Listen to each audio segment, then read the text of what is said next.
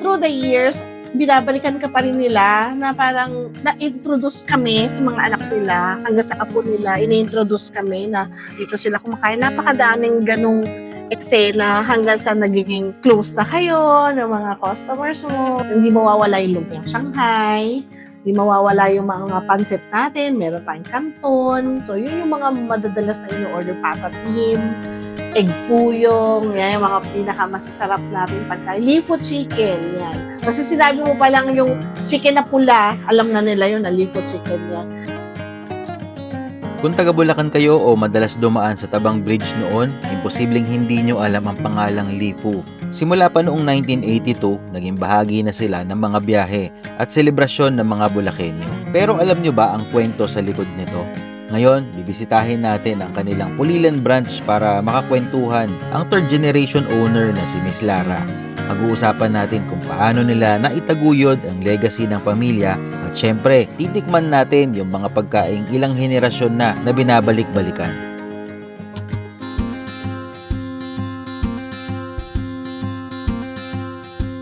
Hi guys, nandito tayo ngayon sa Pulilan, Bulacan. Kakain tayo ngayon dito sa Lifu Pansiteria, isa sa mga kilalang kainan, matagal ng kainan dito sa Bulacan. Nakakain na ako dun sa main branch nila sa Giginto, pero ngayon pa lang akong kakain dito sa branch nila sa Pulilan. So, samahan nyo kami.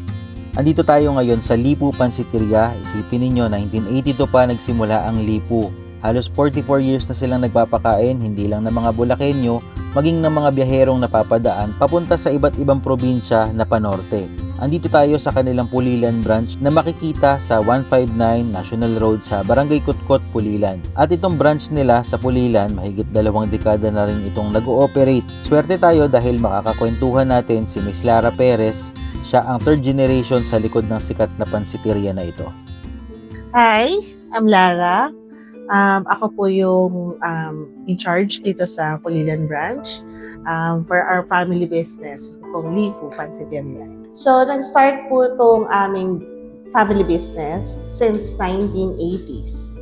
Yung founder po ng aming business is yung aking grandfather. Papa po siya ng daddy ko, and then nag-take over yung aking parents. So, sila yung naging second generation by the year 1990s. Year 2000 forward. Kami pong magkakapatid na halos kasi almost graduated na kami lahat ng college. So, kami na po yung nag-take over ng business. So, ito pong Pulilan branch ay nag-establish noong 2004. Yung kapatid ko po yung nakapag-tuloy dun sa main branch po namin sa Giginto. After pandemic po, nag-start na rin po yung isa po namin na business na 2022 na po sila nag-start. Yun naman po yung malapit na din po sa main branch namin, dun po sa Giginto. Interesting malaman kung paano sila nire-ready ng kanilang magulang para maging handa sa pagpapatakbo ng kanilang sariling branch at paano yung naging proseso ng paglipat ng responsibilidad sa kanila bilang mga anak. Yung binubuo to, financially, hindi pa ako capable that time. So, syempre, parents ko pa rin yung backbone ng pinaka-negosyo. Although may alam ka na operationally, parang, sige, kaya ko to. Kahit wala yung isang staff ko, kaya ko tong gawin.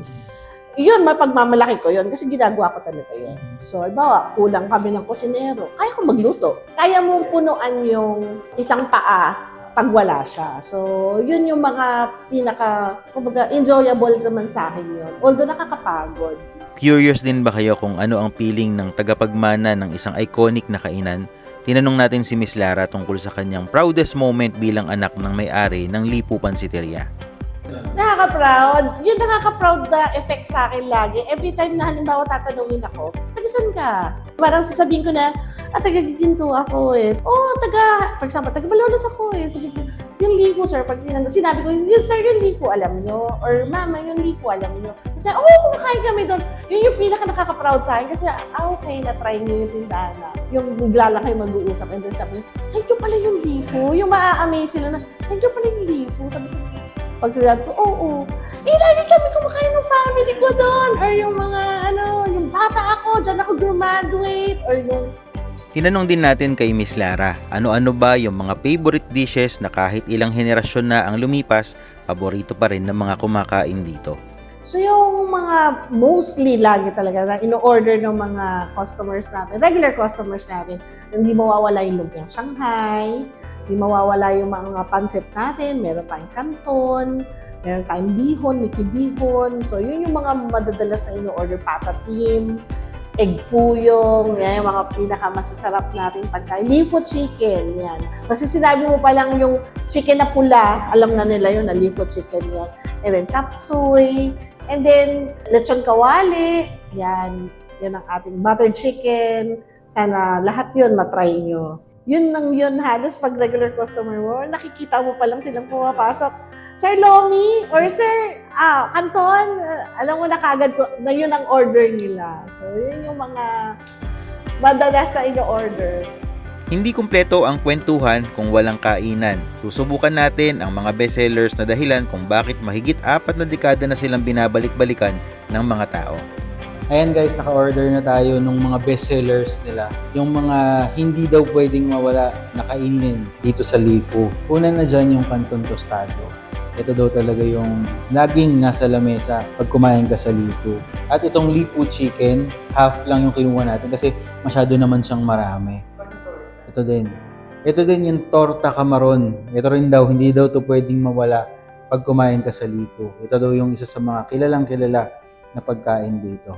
Patatim, ito naman yung ating patatim dahil sa mga nababasa ko, talagang hindi rin nawawala ito sa mga nabasa kong article, hindi rin pwedeng mawala yung patatim nila.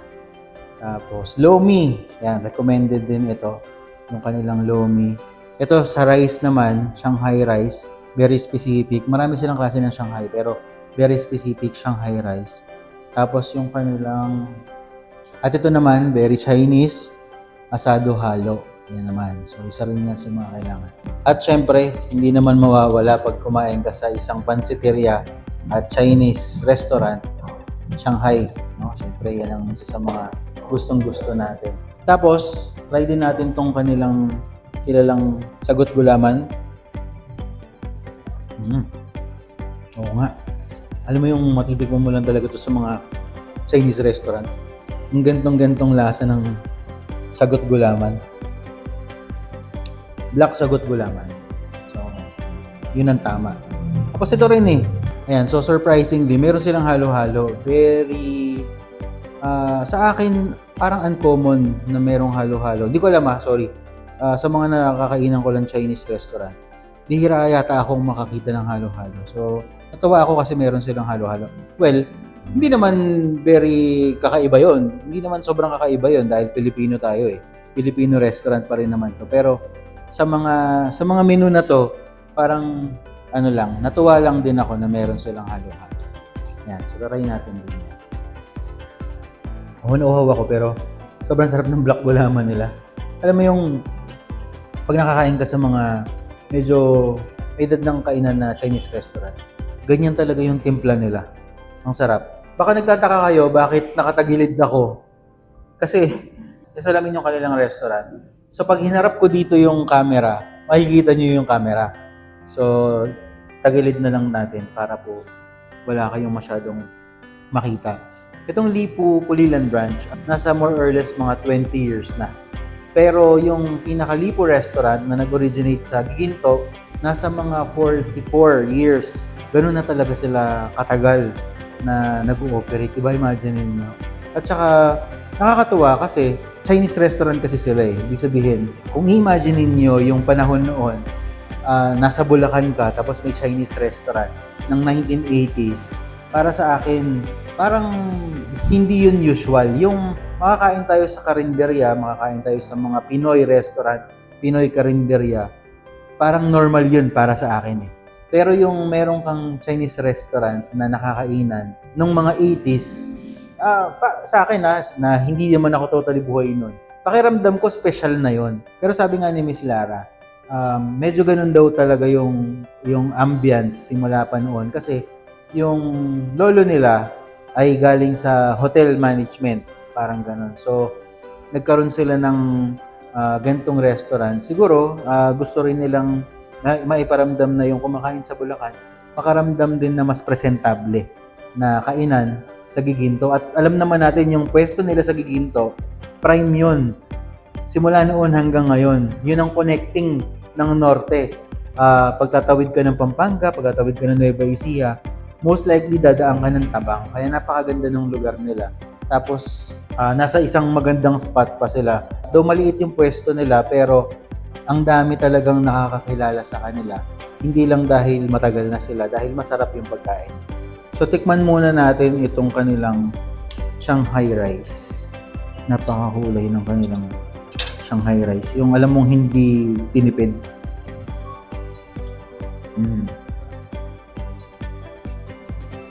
Ang sarap. Nilalasahan ko kasi yung mga nilagay nila. Ang dami ng gulay, alam naman natin. Merong beans, may corn, may carrots. Pero parang may pagkasipod yung flavor ng kanilang Shanghai rice. Tapos meron siyang ham. At yung ham niya, alam mong yung lasa ng ham na hindi mo murahin. Tapos, pag kinain mo yung ham, alam mo yung buong lasa ng ham iikot sa bibig mo. Sarap nito. Old school Shanghai rice siya eh.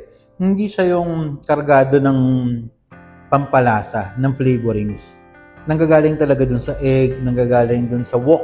Yung pinaka parang smoke flavor ng wok. Ang sarap ng kanilang Shanghai. Nandun yung lasa ng pagkaka-fried, yung pagkaka-fried nila ng kanin. Ito lang parang solve na ako eh. Sarap.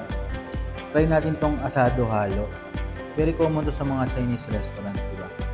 Alam ko, kung di ako nagkakamali, kaya may halo na tawag. Kasi merong parte to na pwede kasing parang more on lean. Tapos ito parang feeling ko pisngi. So may halo. Kaya siya naging asado halo. Kasi may meat na pinaghalo. Sorry. Okay. Sige, try muna natin yung pinaka-karne. Napakalambot. Nakita nyo, nung ginanon ko yung pinaka-karne niya, sobrang effortless. Try natin. Ang lambot. Grabe naman yun. Sobrang lambot naman. Tapos, sobrang balance. Ito yung asado na sobrang balance para sa akin. Nakatikim na kasi ako ng asado, lalo na sa medyo Manila part. Medyo darker yung soy nila. Pero ito, para sa akin sobrang balance nung pagkakatimpla nila. Hindi ako nagiging OA Pero, hindi siya ganun katamis eh. Ang na-expect ko kasing asado, medyo matamis. Tapos medyo maalat dahil dun sa soy na ginagamit nila. Pero ito saktong-sakto lang. Though, ang pagkakalasa ko sa kanya, malapit siya para sa akin sa lechon paksiw. Pero hindi naman totally parang may Mang Tomas or may liver sauce siya. Pero sa unang tikim, sa akin, yun ang nag-register sa panlasa ko. Pero masarap siya. At sabi ko nga, balance siya. Hindi siya sobrang tamis na at hindi rin siya sobrang alat na karaniwan na titikman ko sa asado. Sa akin okay ito. Feeling ko very unique yung pagkaasado niya para sa akin. Tapos ang lambot. Feeling ko pisngi yung ginamit nila na parte o tenga ay napakalambot. Sobrang lambot. Kung meron man akong pinaka-curious, sa totoo lang, ito yun. Ito yung torta de camaron. Ngayon pa lang ako makakatikim ng torta de camaron. Noong nakaraan, nagpunta kami ng Pampanga. Natikman ko doon, tortang alimango. So ngayon, makakatikim ako ng tortang camaron at nagkakat ko siya sa gitna. Tapos kung mapapansin ninyo, siksik na siksik talaga yung kanyang palaman. Para siyang may red sauce. Tingin ko ketchup. Ketchup yung kanyang nasa ibabaw. Try natin. Ano siya? Omelette siya na nilagyan ng hipon. Yan, try natin.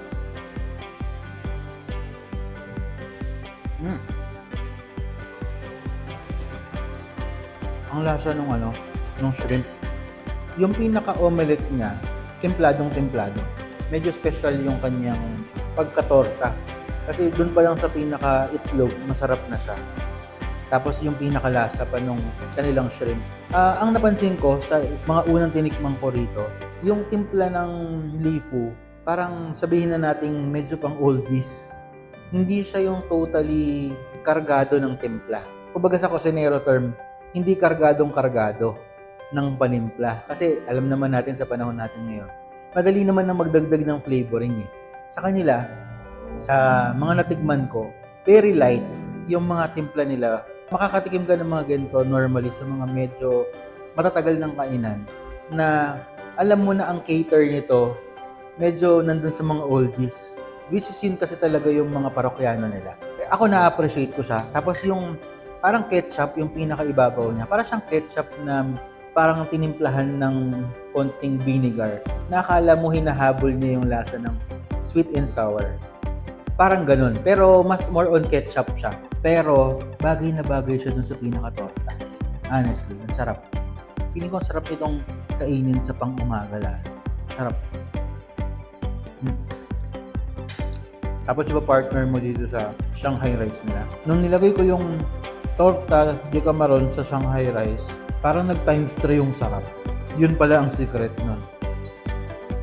Parang nag-ibang level. Dito parang level 1, level 2. Hindi nagdagan ko siya nito, parang naging level 3, level 4, level 5. Ang ganda ng combination. Try na natin to. Kanina ko pa gustong tikman to eh.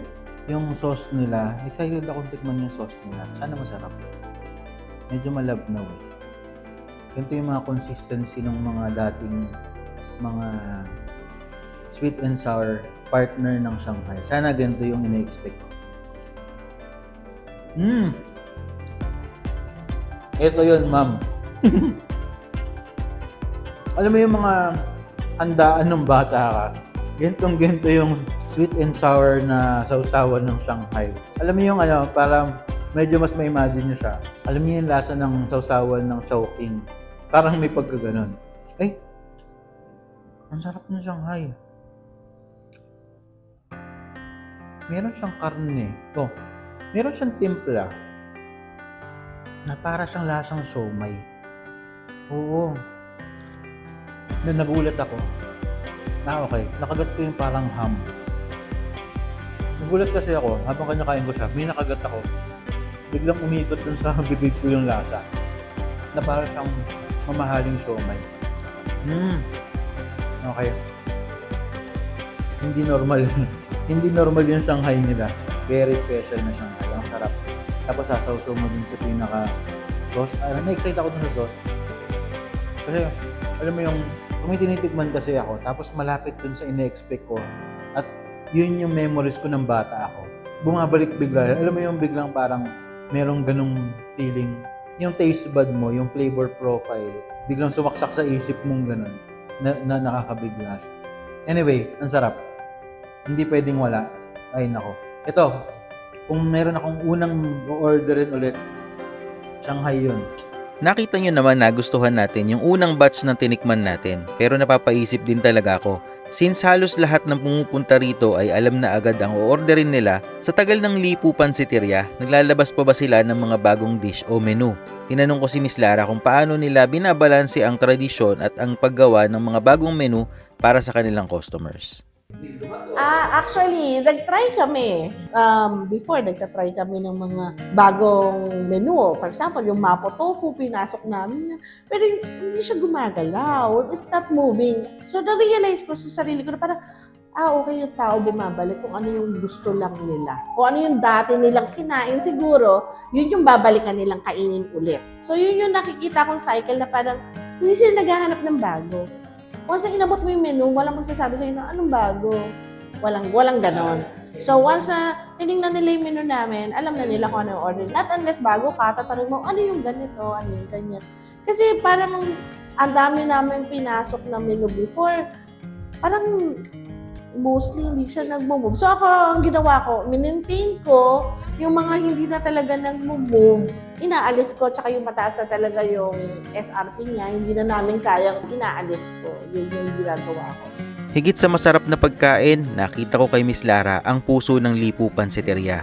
Ang saya niya habang nagkukwento ay patunay lang na ang restaurant na ito ay hindi lang binuo ng masasarap na pagkain, kundi ng mga moments kasama ang maraming pamilyang Bulakenyo na ilang henerasyon na silang binabalik-balikan.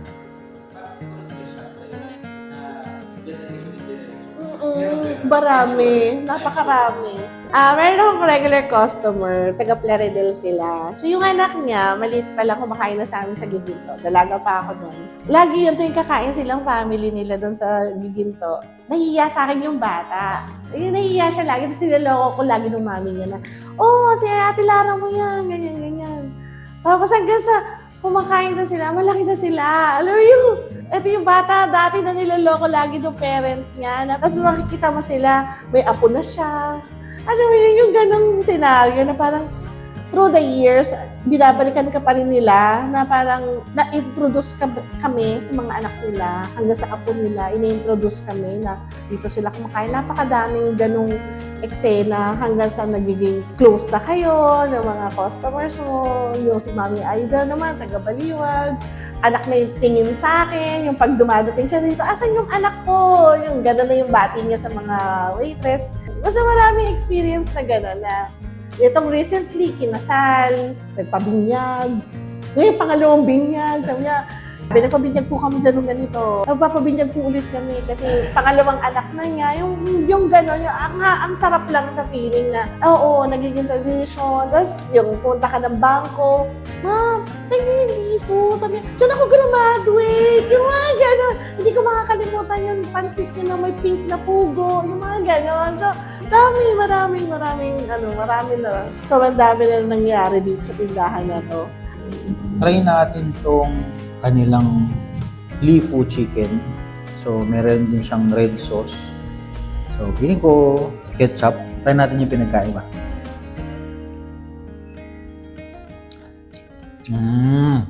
Ay, ang sarap ng butter. Ang sarap ng crust. Pinakakaiba para sa akin dito sa lifu chicken, yung breading. Plus na lang yung color Parang feeling ko, dinagdag nila yung red sauce or ketchup mixture na to for more on color. Pero, napakalasa nung kanilang breading. Yun talaga ang malalasahan. Pagkatikman mo to sa iba o natikman mo ulit, very distinct yung lasa. Para siyang, Jollibee. Nakatikim ka ng Jollibee.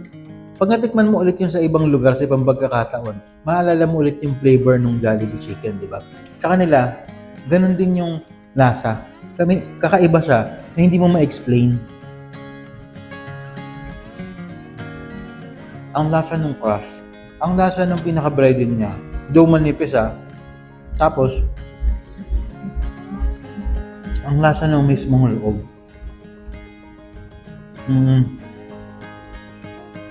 Kakaiba sa kanila yung marination.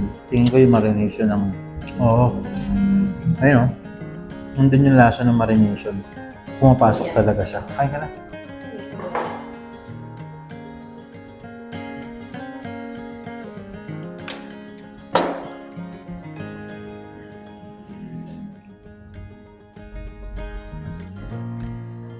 Alam mo yung gulaman nila, tuwing hihigop ka, siguro dahil first time ko yata makatikim ng gulaman nila. Nakakain na ako sa ibang branch nila pero hindi ko pa natikman yung sagot gulaman nila. Pero kada iinumin ko siya, hindi ko talaga maiwasan sabihin ang sarap. Sobrang sarap talaga. Napakasarap talaga. So try natin tong kanilang lomi. Ayan, isa rin daw to sa kanilang bestseller. Try natin yung kanilang lomi. Try natin lomi.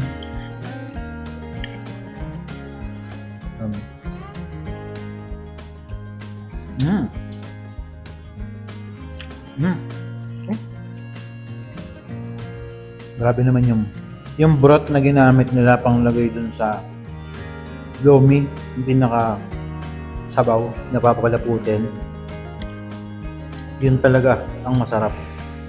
Yung pinaka lasa pa lang nung sabaw, ang sarap na Lasang-lasa mo yung celery, lasang-lasa mo yung mga broth. Yun talaga ang umaangat sa panlasa ko, yung broth.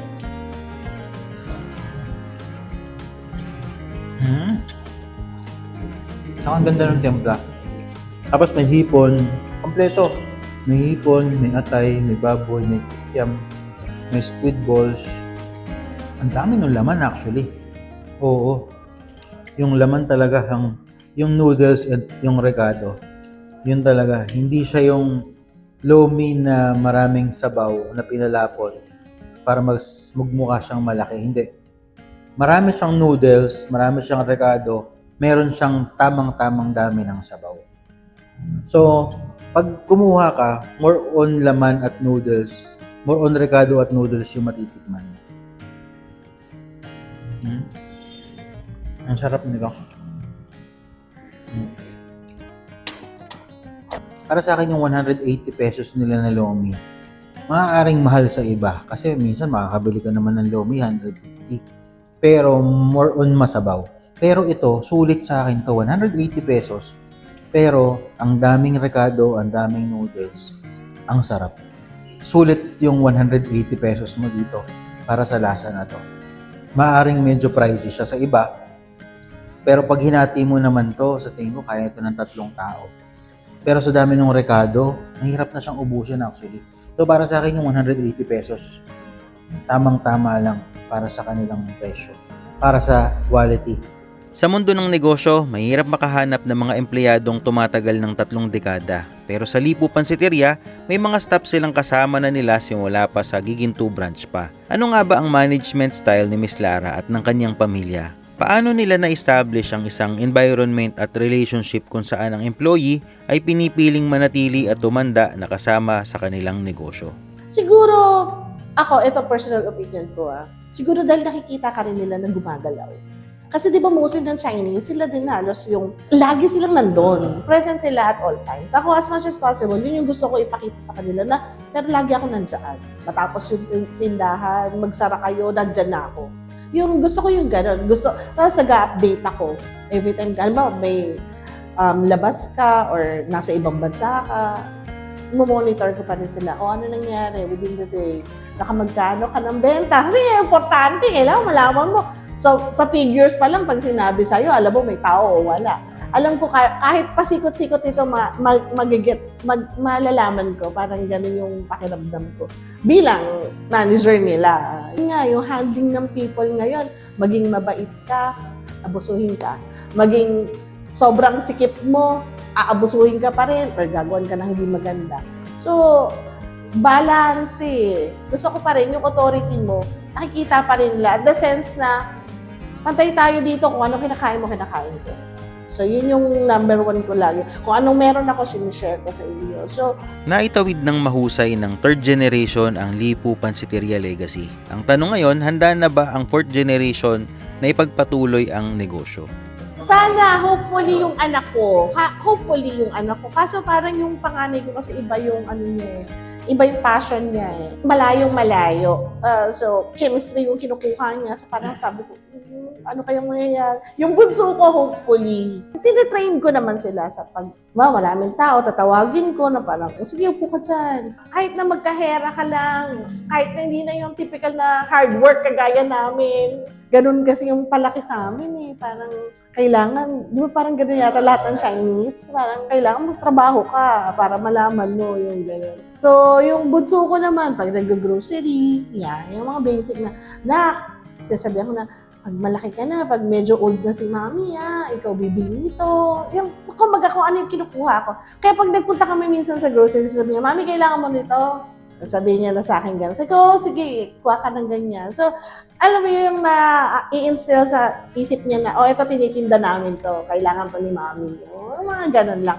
Pero sana, hopefully, yung mga anak ko, sana lang, kung gusto nila. Well, anyway, yung mga parent naman ngayon yata, may freedom na yung anak nila kung ano yung gusto nilang gawin. So, okay. So, ito na yung mga pang main event natin. Inuna ko lang muna titikman na natin tong patatim. Inuna ko siya bago dun sa kanton. Kasi, medyo mas mabigat na yon. Ito, titikman lang din natin. So, ito yung kanilang patatim at hindi rin to pwedeng mawala sa kanilang mga bestsellers. Marami talaga bumabalik sa kanila para sa kanilang patatim. At actually, nakakagulat na sa laki nito, sa laki ng portion, 795 lang siya. So, medyo yung presyo, para sa akin parang medyo mura pa siya para sa patatim. Pero syempre, yung baka isa rin yun sa mga selling nila eh. Para sa akin, mura yung patatim na 795. Kasi ganito kalaki. Parang XL yata na to or large kung sa sukatan ng pata. So, try natin. Ako, nakita nyo naman, walang ka-effort, nakuha ko yung laman. So, napakalambot niya. Tapos, kuha lang ako ng konting sabaw.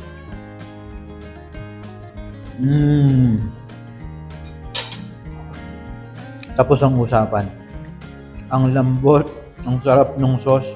Though, hindi ito yung patatim ng Pinoy na malagkit-lagkit tapos manamis-namis na merong kasi may banana blossom yung kulay yellow. Hindi ganun yung pagkalasa niya. Pero, masarap siya. Andun pa rin yung may pagka-sesame oil. Andun yung pagiging Chinese niya. Though, hindi siya lang yung malapot-lapot. Tapos, yung lambot at saka yung lasa, grabe. Ayun, di ba? Walang ka-effort. Napakalambot talaga. Feeling ko baka mga 3 oras. Baka pressure cooker pero sobrang lambot niya talaga. Napakalambot. Tapos yung lasa niya, pasok na pasok sa loob. Grabe. Napakalambot. I mean, normal naman na dapat malambot yung patatim, pero ito talaga sobrang lambot. Kahit wala kang ipin, pwedeng umuya. Ganun siya kalambot. Sabihin nyo ng OA yun. Pero yun talaga, kahit wala kang ipin. Sobra, ma'am. Pag-adject mo, pwede sa walang ipin to. Galing. Tapos ang usapan dito. Orderin nyo to, hindi pwedeng hindi. Ang sarap. So, ito na. Kaya ako last to kasi medyo mahirap siyang i-serve eh. Kasi crispy yung kanyang noodles. So, prinay siya. Tapos, nilagyan siya ng sauce. Na thick sauce. So, kaya medyo mahirap. Pero, very generous naman sa laman. Alam ko kasi mahihirapan akong maghalo. Kaya ito yung hinuli ko. So, ang ginawa ko, dinurog ko na lang siya, di ba? Pero dapat talaga, ginaganon yun eh. Tapos hanggang sa mahalo yung pinaka-sauce. Pero dahil hindi ko magawa, okay na yon. Kaya mo na siya. Kukuha lang ako ng parte na medyo soak na sa sauce.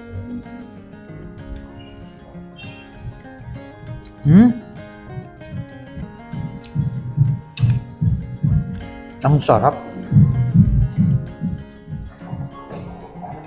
Canton tostado.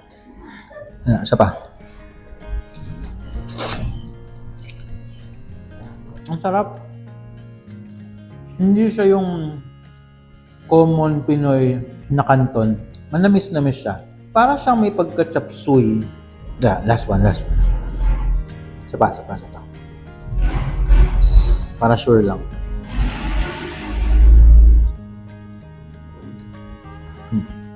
Okay. Para siya may pagka-chapsuy, may onting-onting tamis. Yung lasa nung canton na prinito, malalasahan nyo dito, alam nyo, para siyang chichirya. Yung pinaka-canton, para siyang chichirya na nilagyan siya ng flavoring. Ang effect nung pinaka-pinagprituhan o yung pagkakaprito nung canton, naging nasa siyang chichirya.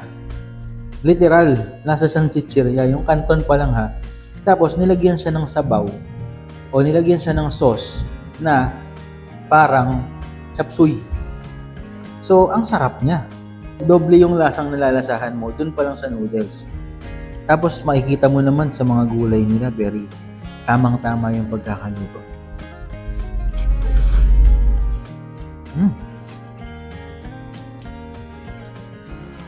Sa canton pa lang, sa noodles pa lang ang sarap. Wala pa akong kinakain na gulay. Pero ang dami ng gulay nila. Meron pa siyang octopus, meron siyang young corn, meron siyang cauliflower, meron siyang bell pepper. Very normal na chapsuy. Tapos may atay din siya. Sarap. Yung celery. Mas madali niyo siya may imagine na chapsuy siya. Ang sarap ng pagkaka-chop suey niya. Tapos nilagay siya sa noodles. Very unique sa akin to. Though, alam ko, meron namang mga ganito. Pero yung pagkakatimpla nila, lalo na dun sa pinaka-noodles, ang sarap. Para talaga siyang pizzeria. Basta, ganun yung pagkakalasa ko sa kanya. Pero masarap siya. Saka for 290 pesos, ay, eto pa lang, order ka nito, order ka ng, ang dami nyo na mapapakain, kahit isang piraso nito, tapos mag-share kayo. Mabubusog talaga kayo. Sobra. So, okay siya sa akin. Secret! Siguro, number one, like ko sinasabi, ang negosyo talaga, kailangan mahal mo. Kasi, madaling magtayo ng negosyo, mahirap i-maintain. Yan ang number one na natutunan ko. Pangalawa, kailangan handa ka yung ako, dumadating na din sa age na parang na-stress ka na eh. Yung parang, eto na naman. Yung ups and downs, dapat ready ka eh. Ngayon masaya. Halimbawa ngayon, tapos ng December, ang saya eh. Pagpasok ng January, asan ang mga tao? Parang yung ganong cycle. Yung kailangan ready ka na financially, number one. Sabi ko nga, ang negosyo talaga, pahabaan ng PC yan eh. Hindi po pwedeng ngayong araw na to, wala akong benta, ayoko na bukas. Hindi po pwedeng ganun. Alam mo yun, yung parang through the years, yun yung natutunan ko na parang save for the rainy days. Kasi pansinin nyo, bagong building, bagong establishment. After a while, wala na, sarado na. Malulungkot ka. Ako nalulungkot ako personally pag nakikita ko yung, bago to tapos makikita mo, pagbalik mo na naman after ilang buwan, sarado na siya. Sa lahat, sorry. Wala akong mapipintasan. I mean, wala akong makakabig sa pagkain nila. Sa totoo lang. Siguro kung meron man, ako yung pinakauna ko, kung meron akong i-rate na number 1, baka yung patatim. Second, yung Shanghai. Siguro ang pinaka-list ko, hindi naman siya sa hindi masarap, pero baka no choice ako kung hindi ihuli siya. Baka yung asado halo. Pero masarap pa rin naman siya. O ngayon, natikman na natin yung gulaman. Ito, medyo lusaw na. Pero I'm sure, nandun pa rin naman yung pagiging halo-halo niya. Tikman natin yung halo-halo. Okay. Harap. May buko. May strip siya ng buko. Tsaka ang daming laman. Tsaka masarap yung mga sahog niya. Tingin ko common naman yung lasa niya. Wala naman masyadong kakaiba. Masarap lang yung ice cream. Maraming gatas. Sobrang daming gatas. Hindi ka mabibitin. Siguro good for sharing to. Mahirap to ubusin ng isang tao. Unless ito lang talaga yung kakainin niya.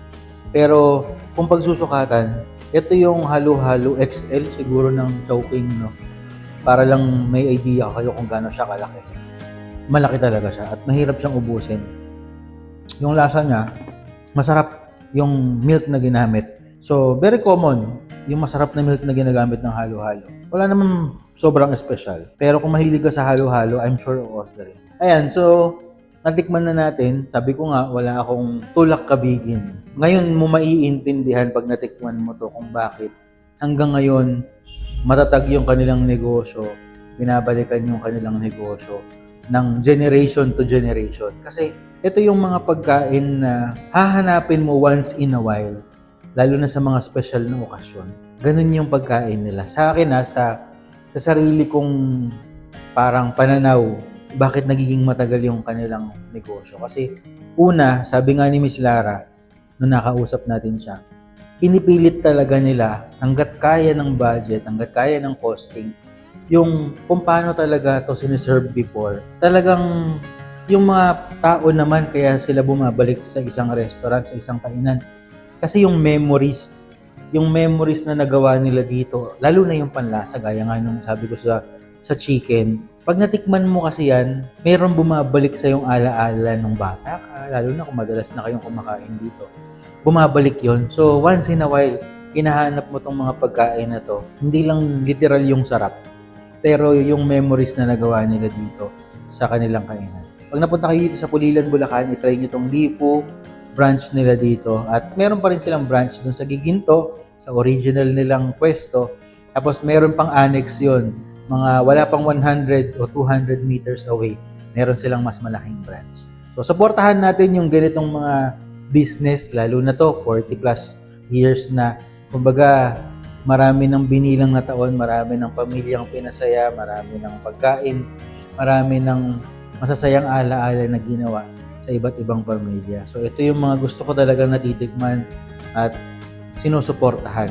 Kasi maraming memories na at marami ng generation yung tumatangkilik sa kanila. So, yun lang. Thank you sa inyong panonood. Sa lahat po ng makakapanood dito, iniimbitahan ko po kayo na pumasyal po dito sa amin sa Lifu, Pulilan. Located po kami sa Kutkot, Pulilan, Bulacan. Along National Highway lang po din kami. And then, meron po kami, yung main branch po namin still, nasa Giginto po siya. Sa harap po siya ng Pure Gold, tabi po ng Polymedic Hospital. LLF na po yung bago niyang pangalan, pero Lifu pa rin po yun, sa amin pa rin po. And then yung sa isang pong annex namin, yung sa Lifu House naman po, sa harap naman po siya ng San Miguel na warehouse, sa Giginto din po ito. Open po kami lahat. Yung Giginto branch, I think 11 o'clock to 9 p.m. And then kami po, open po kami every day, 10 a.m. up to 9 p.m. Mondays to Thursday, and then Friday to Sunday is 10 a.m. to 10 p.m. po. 10 p.m. Every day po yan, open po kami. And pwede po kayo pumasyal dito para po matry nyo po yung aming mga masasarap na bagong lutong pagkain. Yun po. Higit sa masarap na pagkain, ang Lipu Pansiteria na nagsimula noong 1982 ay simbolo ng ating kultura at kasaysayan dito sa Bulacan. Suportahan natin ang sariling atin, mga kainang may puso at tradisyon na naging bahagi na ng ating kultura. Isang pagpupugay sa tatak Bulakenyo. Muli po, ako si Ralph at ito ang aking project.